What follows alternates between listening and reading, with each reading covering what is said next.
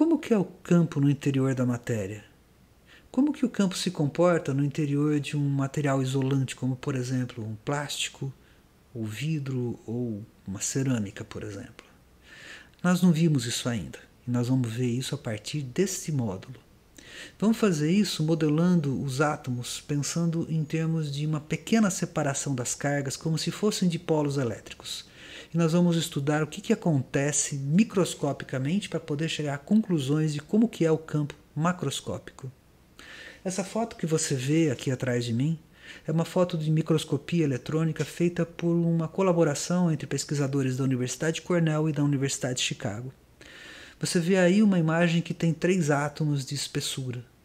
Esses pontos mais luminosos que você vê são nuvens eletrônicas ao redor de núcleos. Nós não vamos analisar o campo elétrico dentro dos átomos. Dentro dos átomos, os campos atingem valores estratosféricos, muito altos mesmo. Nós estamos interessados no campo médio dentro dos materiais, um campo macroscópico, como a gente chama. Um assunto que está muito bem discutido no livro do Edward Purcell, Electricity and Magnetism, que está nas nossas referências. Tá bom? Então vamos começar o nosso estudo dos materiais dielétricos a partir do dipolo elétrico. Vamos lá.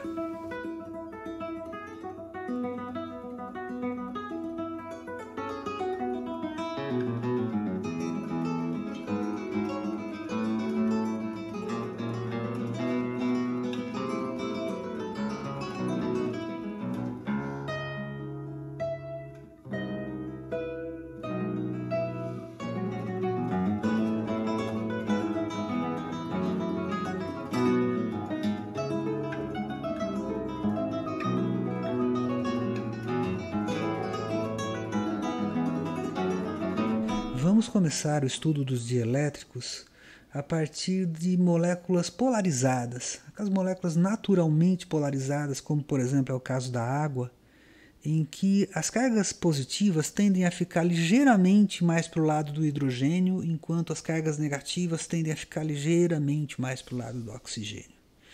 Então, nessa representação que nós estamos fazendo aqui, na parte de cima a gente representa as cargas positivas e negativas das moléculas. É claro que a molécula ela tem uma distribuição de cargas e essa distribuição de cargas ela não é representada por 2 pontos apenas, mas por nuvens eletrônicas e núcleos que oscilam em torno de suas posições de equilíbrio. Mas a forma mais simples que eu tenho de representar uma molécula polar é quando a gente considera dipolos elétricos, como a gente está representando aqui, na parte de cima, com o desenho das cargas, na parte de baixo, com setas indicando a direção que aponta da carga negativa para a carga positiva, como é a definição do dipolo elétrico. Aí você vem e aplica um campo externo. Qual é a tendência do sistema? A tendência do sistema é se alinhar com o campo externo. A carga positiva tende a ser empurrada na direção do campo. A carga negativa tende a ser puxada na direção contrária do campo.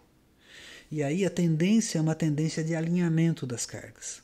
Se a gente olhar mais de perto esse sistema, vamos ampliar mais aqui, olha, tá vendo? Esse modelo é o modelo de um dielétrico. Pode ser um pedaço de plástico, de vidro, enfim. E a gente está representando as moléculas que compõem esse dielétrico por dipolos. Ampliando, você vê que na ampliação à direita e embaixo, a gente tem a representação do dipolo como uma carga negativa e uma carga positiva separadas por uma distância L. O vetor dipolo mesmo aponta a carga negativa em direção à carga positiva. Essas moléculas elas ficam distribuídas no interior da matéria mais ou menos aleatoriamente até que você aplique um campo elétrico e elas têm a tendência a se alinhar. Veja que no meio do corpo do dielétrico você tem tantas cargas positivas quanto negativas em média por toda a extensão do seu dielétrico. Mas quando você chega nas extremidades, o que a gente vê é que na extremidade para a qual o campo elétrico está apontando, ele empurra as cargas positivas para aquela direção. Então tem uma tendência na extremidade a ter mais cargas positivas desse lado. Enquanto o lado oposto tem uma tendência a ter mais cargas negativas. Olhando agora com atenção, o que nós estamos vendo é o seguinte. Fora do dielétrico não tem carga. nas paredes do dielétrico há excessos de carga, positivas de um lado e negativas de outro. E no meio do dielétrico tem uma distribuição mais ou menos homogênea de carga, que a gente pode supor que a densidade é próxima de zero, ou macroscopicamente falando, pensando num grande volume, é zero a densidade. E mais, como o dielétrico é neutro, que tem tantas cargas positivas quanto negativas em cada molécula em todo o dielétrico, o que a gente percebe é que se tem um excesso de carga positiva de um lado, vai ter que ter um excesso de carga negativa do outro com igual quantidade de cargas de tal forma que mantenha a neutralidade. Então, esse é o nosso corpo dielétrico. O nosso modelo, o mais simples que a gente pode fazer, que seria o dipolo elétrico, é assim representado. P, que é Q vezes D, módulo da carga, vezes distância, o vetor distância, que aponta da carga negativa em direção à carga positiva. A gente também define um vetor de polarização, P maiúsculo, que está marcado aqui, como sendo o valor médio do vetor P, em uma certa região do espaço, que multiplica a densidade de moléculas polarizadas. Então, isso aqui é polarização por unidade de volume, tá bom? Agora vamos fazer as nossas contas.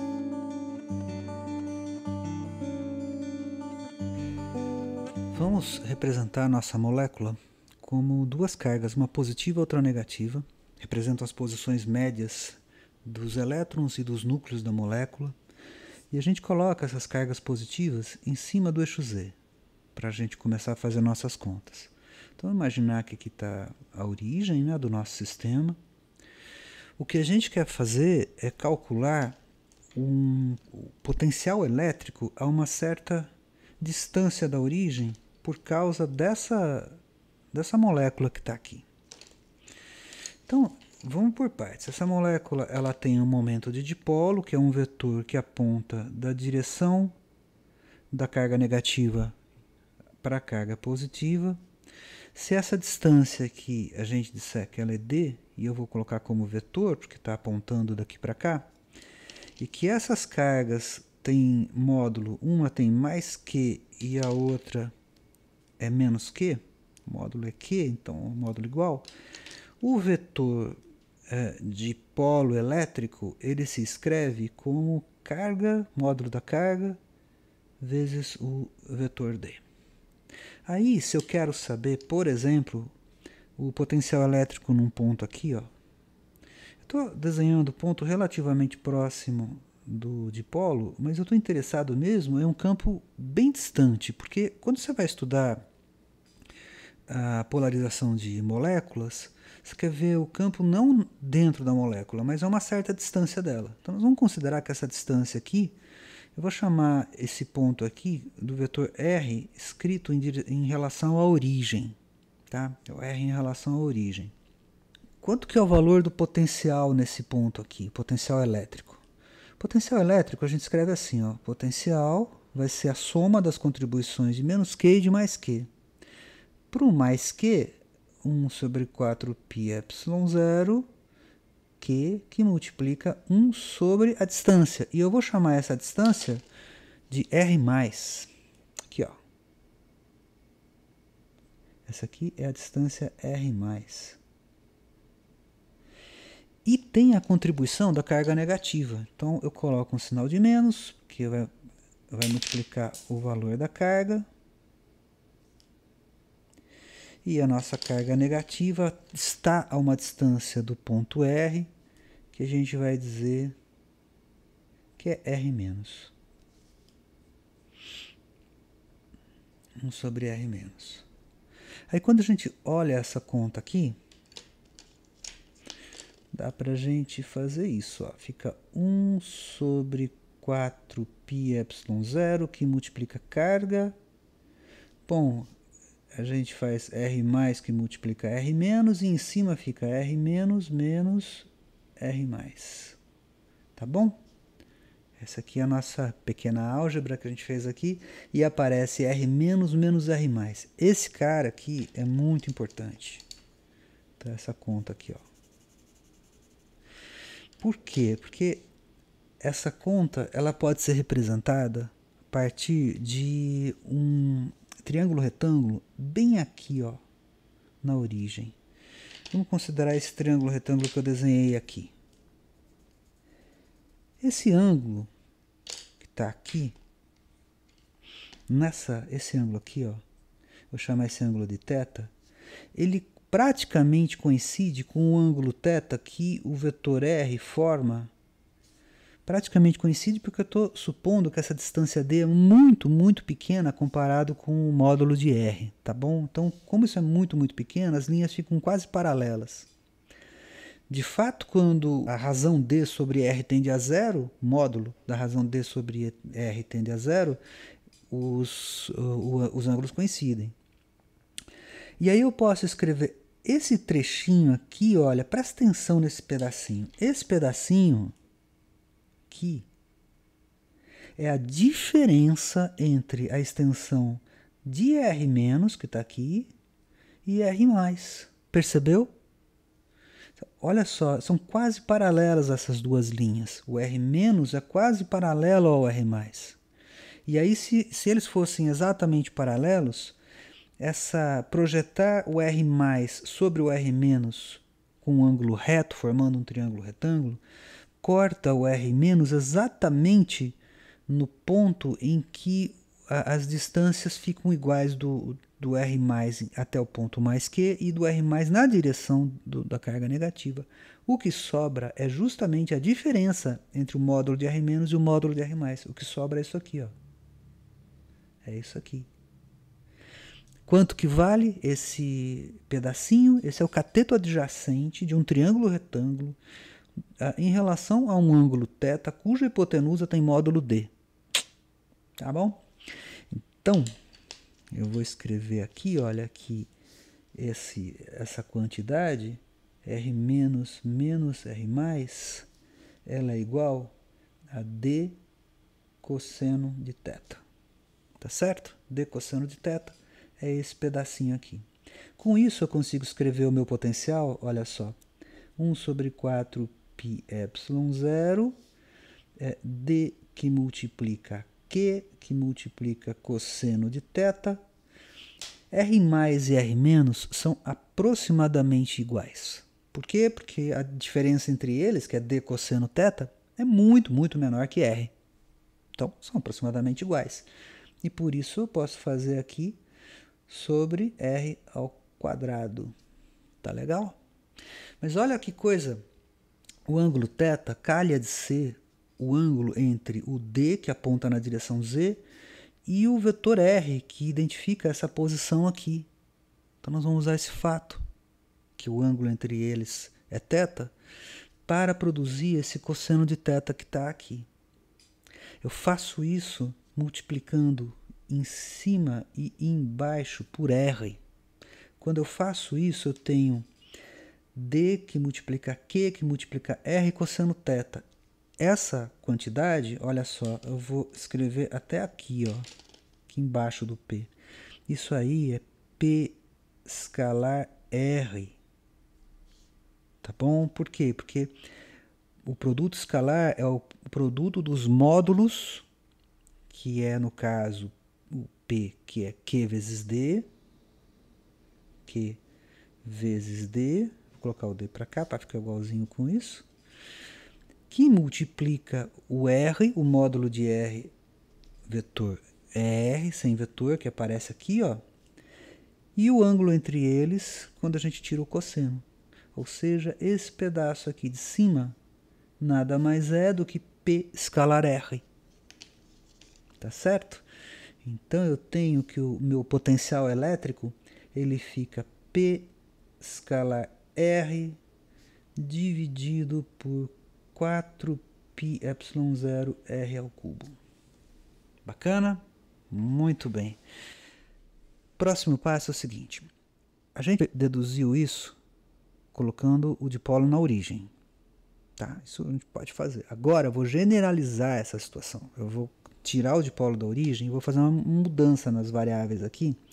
É como se tudo que eu tivesse feito aqui fosse feito com um R diferente. E agora eu onde tem R, eu vou passar para R menos R'. Vou modificar a minha fórmula, tá? Vou modificar. Claro que onde tem R sem vetor, passa para módulo de R menos R'. Tá bom? Então, se eu fizer essa modificação, nós ficamos com um potencial elétrico na posição R, que é igual a 1 sobre 4πε0 P escalar R menos R' dividido por módulo de R menos R'. Qual a vantagem de fazer isso? Além de ficar com uma cara mais complicada a minha equação. A vantagem de fazer isso é que agora eu não vou mais tratar um dipolo, mas eu vou tratar um volume em que eu tenho uma certa densidade de moléculas polarizadas. E aí eu vou querer saber qual é o potencial causado por esse volume. Então vamos imaginar um volume aqui, ó. Volume de um formato arbitrário. E ele está cheio de moléculas polarizadas. Eu vou dizer que a minha densidade de moléculas, tá? Minha densidade de moléculas aqui dentro é N. E N é uma posição de R'. N moléculas por unidade de volume numa posição R'. Pode, inclusive, não ser constante o N. Cada ponto aqui de dentro vai ter um valor. Bom, vamos começar calculando o potencial causado por um pequeno volume aqui dentro, cujo volume eu vou chamar de ΔV', assim, tá? Tem uma quantidade de moléculas aqui. Claro que se a densidade é essa, a quantidade de moléculas que tem aqui dentro é densidade vezes volume, tá certo? E aqui, um dipolo que está aqui dentro produz um potencial elétrico num ponto externo, vamos dizer que seja aqui. Essa distribuição é dado por essa expressão aqui. Então, uma molécula contribui devido à sua posição R' com um potencial assim. Agora, se eu pegar a contribuição de todas as moléculas que estão aqui dentro e considerar que esse volume é muito, muito pequeno, e comparado com as distâncias, comparado com o próprio volume desse corpo e comparado com a variação do valor de P e de N na região, eu posso dizer que a distância de qualquer dipolo desse volume até a posição R é basicamente igual para todos os dipolos presentes dentro dele. Então eu vou fazer o seguinte, eu vou dizer que aqui, esse dipolo P, dentro desse pequeno volume, tem um certo valor que é o valor médio dos dipolos na posição R', assim. E por isso, a contribuição de todos esses dipolos aqui é simplesmente a média que multiplica o número de dipolos que tem aqui dentro. Então, o meu potencial aqui, olha, eu vou chamar de ΔV, porque é a contribuição só desse pedacinho aqui, olha, só desse pedacinho aqui. Então, a contribuição desse pedacinho eu vou chamar de ΔV. Vai ser 1 sobre 4πε0. Em vez de P, eu coloco o valor médio de P, produto escalar de R com R menos R', dividido por módulo de R menos R', mas não só de um único dipolo, mas de todos os dipolos que estão dentro dessa caixinha aqui. E todos os dipolos significa densidade vezes o volume. Então, fica N de R' vezes dV'. Essa é a contribuição de todos esses dipolos que estão aí. Muito bem. Agora eu vou definir um vetor que é o vetor de polarização. E eu vou dizer que ele é densidade que multiplica o valor médio dos dipolos numa certa posição, uma posição R'. Eu não estou colocando aqui explicitamente para deixar a notação mais sintética. Mas esse vetor aqui representa uma densidade de polarização numa certa região aqui do nosso espaço. A gente chama esse cara de vetor de polarização. Aqui, ó, vetor de polarização. É esse cara. E ele está aparecendo, olha só, está aparecendo aqui, ó. Tá vendo? Ele apareceu nessa expressão. E aí eu posso reescrever esse ΔV como sendo ΔV igual a 1 sobre 4π ε0, P, eu vou deixar explícito aqui, que é de R', escalar R menos R', ΔV', dividido por módulo de R menos R'. É claro que se eu for considerar não só esse pequeno volume, mas todo o volume do meu dielétrico, o que eu tenho que fazer é uma integral. E o meu potencial fica dado por essa integral aqui, olha. Uma integral sobre todo o volume de P escalar R menos R', dividido por módulo de R menos R', elevado ao cubo dV'. Essa, então, é a expressão do meu potencial, causado por todo um volume dielétrico. Mas dá para a gente fazer melhor do que isso. Quer ver? Nós vamos fazer o seguinte.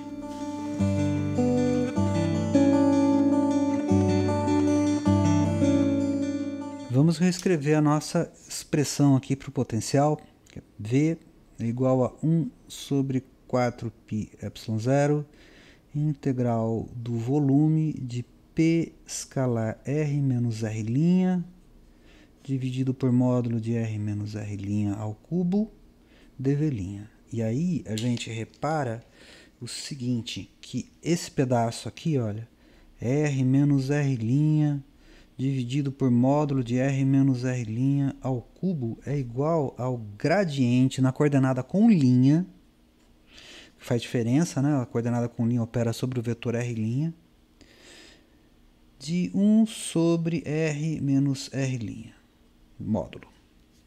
Aqui. Agora eu substituo essa expressão aqui em cima. E temos 1 sobre 4π ε0 integral de volume de P escalar gradiente da coordenada com linha de 1 sobre módulo de R menos R' dV'. E aí eu uso uma relação do cálculo vetorial, que é essa daqui, olha. O divergente do produto de uma função escalar por uma função vetorial é igual, parece uma regra da cadeia, tá? F divergente de G mais G escalar gradiente de F. Olha só, esse P escalar gradiente de 1 sobre R menos R' se parece com esse termo aqui, olha. Se eu considerar que o P é o meu G que aparece nessa relação e que o meu F é 1 sobre módulo de R menos R'. Então eu vou usar essa igualdade aqui para modificar essa integral. E ela vai ficar assim, olha. O potencial, então, é igual a 1 sobre 4π ε0 integral de volume. Primeiro do divergente desse produto. Então vamos lá. Divergente na coordenada com linha do produto quem, né? Do produto P, que multiplica 1 sobre módulo de R menos R'. P, que multiplica 1 sobre módulo de R menos R'. Tá aí? dV'. Menos esse daqui que passa para o outro lado da igualdade. Então fica menos 1 sobre 4π ε0 integral de volume de divergente de P dividido por módulo de R menos R'. Esse termo aqui, ó, dV'. Agora eu uso o teorema de Gauss para modificar essa integral de volume. A integral de volume de um divergente. Então ela se transforma numa integral de superfície da função vetorial da qual eu estou tirando divergente. Esse é o teorema de Gauss. E eu vou obter então essa expressão aqui, ó. V é igual a 1 sobre 4π ε0. Agora é uma integral de superfície de quem? Desse pedaço que está aqui dentro, olha. Esse daqui, ó. Fica P escalar N ds'. Esse N aqui eu vou representar como se fosse assim, um elemento de superfície. Vamos imaginar que isso aqui seja uma superfície. Aqui está o lado de dentro da superfície. E o meu vetor eu vou representar assim, ó, normal à superfície. Ele está na direção de um vetor unitário N, que multiplica uma área ds', que eu estou fazendo um escalar. Isso aqui fica um vetor, né, porque é o produto de um vetor por um escalar. Eu escrevo assim, dividido, né, falta a parte de baixo aqui, dividido pelo módulo de R menos R'. E agora eu passo esse sinal de menos para dentro da minha integral, fico assim, ó, 1 sobre 4πε0 integral de volume de menos divergente, faltou uma linha aqui, na coordenada com linha, que é a coordenada do P, dividido por módulo de R menos R' dV'. Olha só que coisa interessante. Essa expressão aqui, ela é muito parecida com a expressão do potencial usando o princípio da superposição. Nesse formato aqui, ó, imagina que você tem uma superfície e essa superfície tem uma densidade superficial de cargas. Como é que eu escrevo potencial? Bom, é a carga da superfície, um elemento de superfície dividido pelo módulo de R menos R'. Não é mesmo? É assim que a gente faz. E essa expressão aqui também parece uma relação que vem do princípio da superposição. Olha só como. 1 sobre 4πε0, integral de volume, de alguma coisa que é uma densidade volumétrica, que multiplica dV' dividido por módulo de R menos R'. Pode ver que essas expressões aqui são aquelas que são dadas pelo princípio da superposição, e elas são verdadeiras para esta relação que a gente tem aqui, desde que a gente diga que a densidade superficial de carga de polarização seja igual a quem? A P escalar N. E a nossa densidade volumétrica de carga de polarização seja igual a menos o divergente de P. Essas duas relações aqui definem para a gente carga de polarização. Carga de polarização. O que será a minha carga de polarização? Vamos ver? O que é a nossa carga de polarização?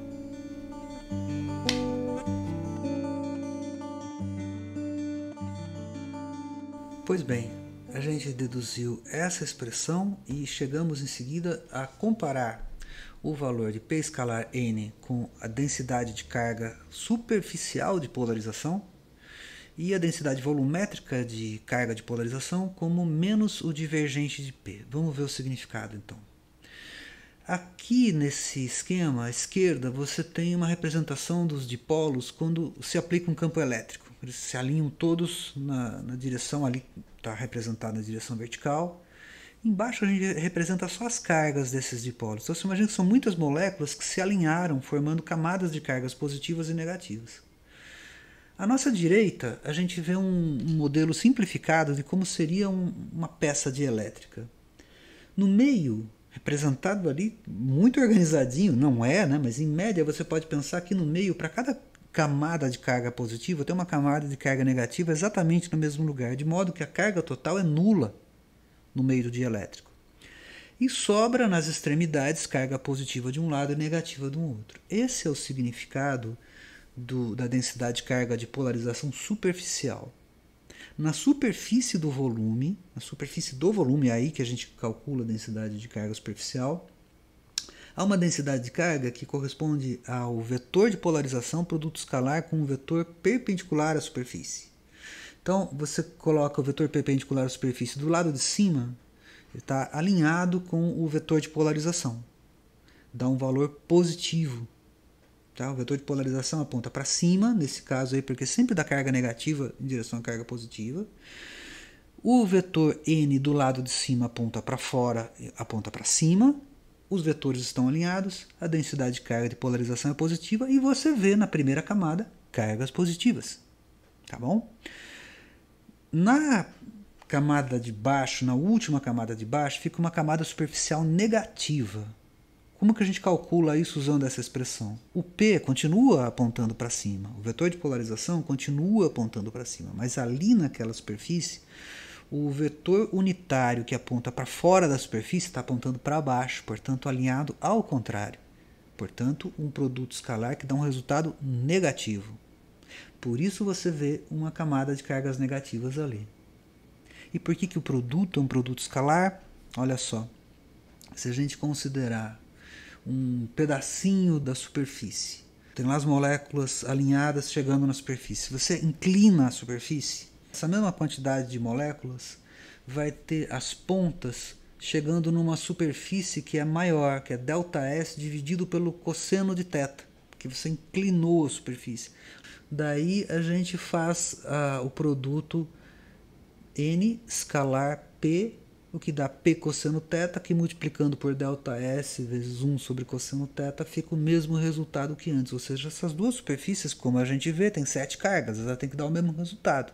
Para dar o mesmo resultado de uma superfície que aumentou por um fator de 1 sobre cosseno de θ, você tem que multiplicar pelo cosseno de θ. E esse cosseno de θ vem exatamente do produto escalar. Já o caso da densidade de carga volumétrica, que é a nossa segunda expressão aqui naquelas equações ali, ela é menos divergente de P. Então, menos divergente de P, olha esse esquema aqui. Aqui, a densidade de carga de polarização vai aumentando à medida que o Z cresce. Você vai subindo na direção, tá vendo o vetorzinho EZ ali embaixo? Você vai subindo e vai aumentando a quantidade de dipolos. Então, na primeira camada temos 8 dipolos, na segunda 9, depois 10, 12, até chegar na camada final. Agora repara que cada vez que você conta a quantidade de cargas no interior do dielétrico, sempre sobra uma carga negativa, que é da camada de cima, que a camada de baixo não tem.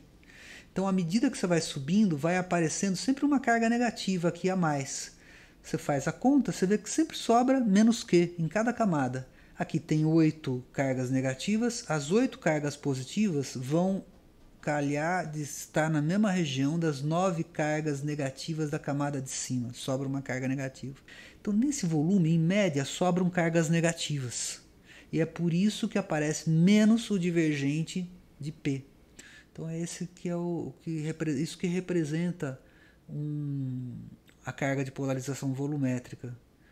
Note ainda que se você somar a quantidade de cargas desse conjunto, dá zero. Se você somar todas as cargas, porque sobram dentro do corpo do dielétrico 4 cargas negativas, mas tem 8 cargas negativas embaixo e 12 positivas em cima, de modo que o número de cargas positivas e negativas equilibra sempre.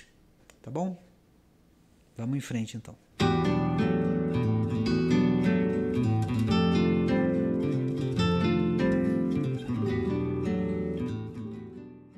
Nesse vídeo, nós usamos pequenos dipolos elétricos para representar moléculas e átomos de um material dielétrico. Nos dielétricos, ao contrário dos condutores, as cargas não se movem livremente ao longo do volume. Elas ficam ligadas às moléculas e átomos que constituem o dielétrico. Mas nós vimos que é possível descrever cargas de polarização, tanto superficiais quanto volumétricas, diferentes de zero, e que elas atuam para constituir campos elétricos. Nós vamos aprofundar esse conceito na próxima aula. A gente se encontra no próximo vídeo. Até lá!